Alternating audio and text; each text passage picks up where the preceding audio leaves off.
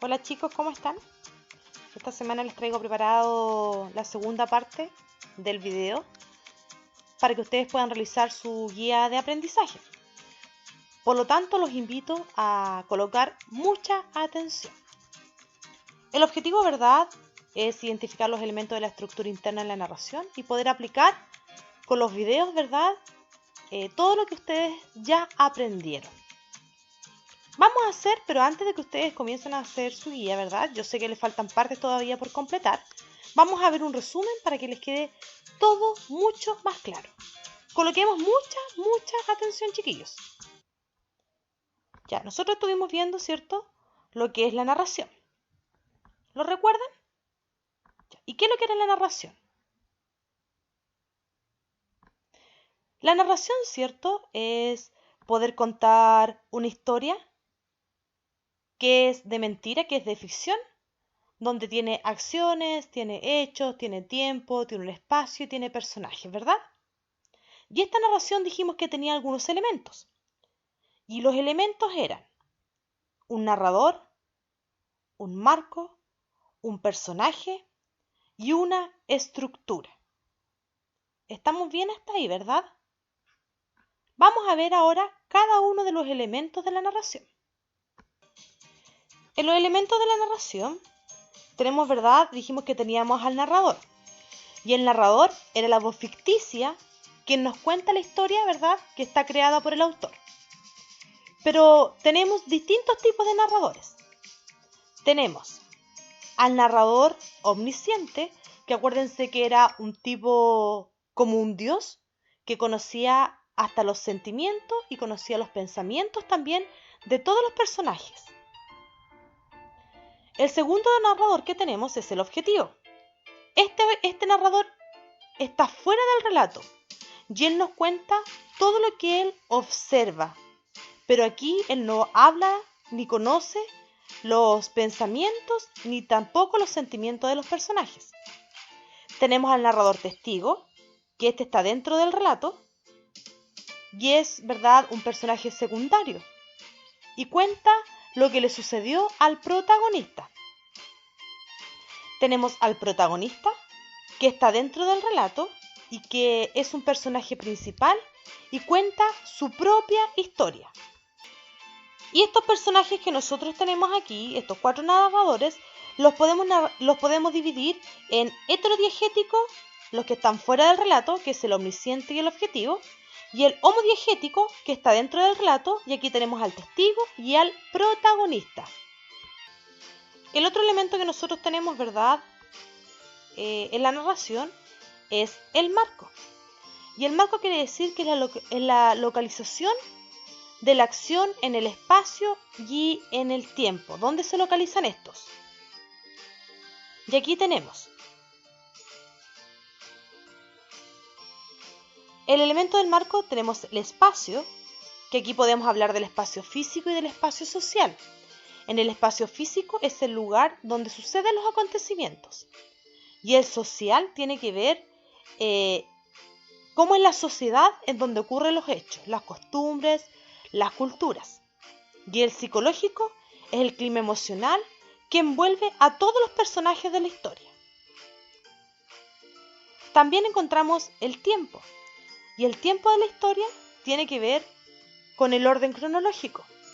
También está el tiempo del relato, que es la forma en que se presentan los hechos al interior del relato. Aquí puede haber un desorden, ¿sí? Aquí a veces de repente puede comenzar, no es necesario que sea inicio, desarrollo, cierre, ¿cierto? Puede la historia comenzar desde el medio, puede comenzar la historia desde el final. Y en el tiempo del relato, chiquillos, nosotros podemos encontrar el ad ovo, cuando la obra comienza desde el inicio y termina al final.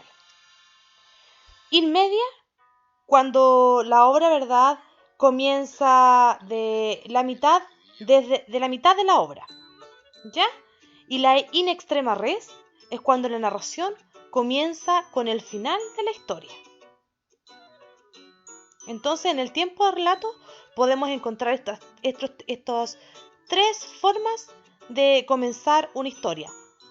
Puede comenzar por el inicio, puede comenzar desde el medio o puede comenzar desde el final. Cuando comienza desde el final, se llama in extrema res. Cuando ustedes ven que la obra comienza contando el clímax, el conflicto, se llama in media res. Y cuando la historia comienza desde el inicio al final, no hay ningún desorden, se llama ab ovo. También, cierto, dentro de los elementos teníamos lo que eran los personajes. Y en los personajes son todos los seres que intervienen, ¿verdad?, en la historia. Y aquí tenemos tipos de personajes y los podemos clasificar según su participación, donde vamos a encontrar a los protagonistas y a los antagonistas. También podemos clasificarlos según su importancia, en principal y en secundario. También los podemos clasificar según su complejidad y evolución, donde aquí tenemos a los personajes redondos y planos. Pero también podemos clasificarlos según la cantidad. Y aquí los podemos clasificar su subclasificación en colectivos, cuando jóvenes, el pueblo, el coro, la hermandad. Si son individuales, cuando se habla del niño, del anciano, de la mujer, o según su constitución, pueden ser abstractos o concretos. Por ejemplo, abstracto, la esperanza, la envidia. Abstracto es todas las cosas, ¿cierto?, que nosotros no podemos tocar. Y lo concreto, personas, animales o cosas. Y el último elemento que nos queda por ver es la estructura. Y la estructura, ¿cierto?, es cómo se organizan los acontecimientos y los elementos que se narran. ¿Cierto? Tenemos el inicio, que se presentan los personajes, el espacio y el tiempo. Desarrollo, o también se puede llamar problema y quiebre, donde se presenta el conflicto, la situación, ¿cierto?, que se genera en el desarrollo. Y el estado final o cierre, donde se presenta la resolución positiva o negativa del conflicto. Todo esto que acabamos de ver, chiquillos, es la estructura de la narración. Todos los elementos que tiene una historia, ¿cierto? Y ahora que aprendieron y que recordamos todo, vamos a echarle un vistazo a la guía de aprendizaje. Ya, esta es la guía que ustedes tienen que desarrollar, o que ya llevan desarrollada, ¿verdad? Me imagino que está desarrollado y ojalá así sea. La primera parte viene todo lo que son los estilos de narración, ¿verdad? Ustedes tienen toda la materia ahí. Toda la materia, lo mismo que nosotros vimos en las diapos de todas las clases, está aquí todo, absolutamente todo. Esa parte, chiquillos, cuando ustedes tengan que entregar la guía, no la entreguen. Guárdenla ustedes, péguenla en su cuaderno de lenguaje y mándenme solo esta parte que está aquí, donde dice nombre, curso. ¿Ok? Ustedes la primera parte tienen que completar este esquema con los elementos del género narrativo. Después, en la segunda parte, ¿cómo podíamos clasificar los personajes? Después, ¿cierto? Tienen que completar el siguiente esquema. ¿Ya? Aquí ustedes le colocan arriba narrador, ¿cierto?, que es la voz ficticia que relata la historia, y ahí ustedes la empiezan a completar. Después nos pregunta el espacio narrativo, se puede clasificar en... También está visto ahí en los videos chiquitos. Y luego de eso, ¿cierto? Ustedes van a tener que leer estos textos que están ahí y van a tener que responder las preguntas que aparecen, ¿verdad?, a continuación. En la primera van a tener que describir el espacio psicológico, en la segunda el tipo de narrador, en la tercera también el tipo de narrador. Y luego ustedes van a tener que crear una narración. Ustedes pueden ver si van a crear un cuento, una leyenda, una fábula, un mito, ustedes saben.